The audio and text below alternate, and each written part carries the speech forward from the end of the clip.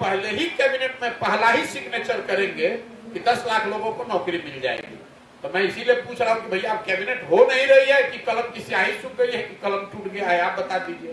तो जब आप 10वीं पास नहीं है मुख्यमंत्री के लड़के, तो जब आप 10वीं पास नहीं है मुख्यमंत्री के लड़के होते हुए भी तो आपको कलम चलाने कितना आता है वो तो इसी से दिख रहा है।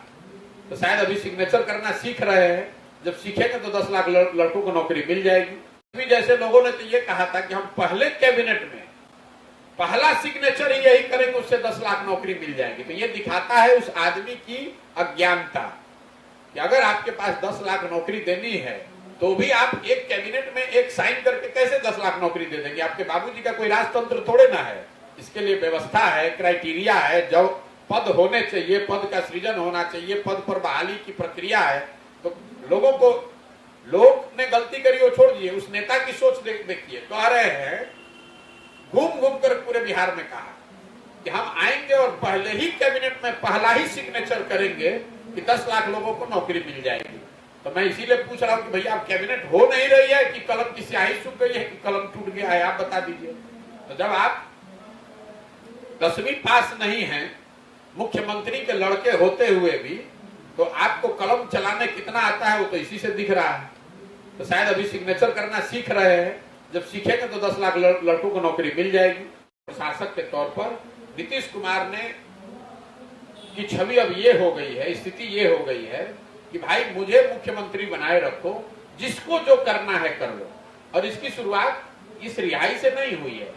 ये दो बात, रिहाई पर तो मैं आता हूं।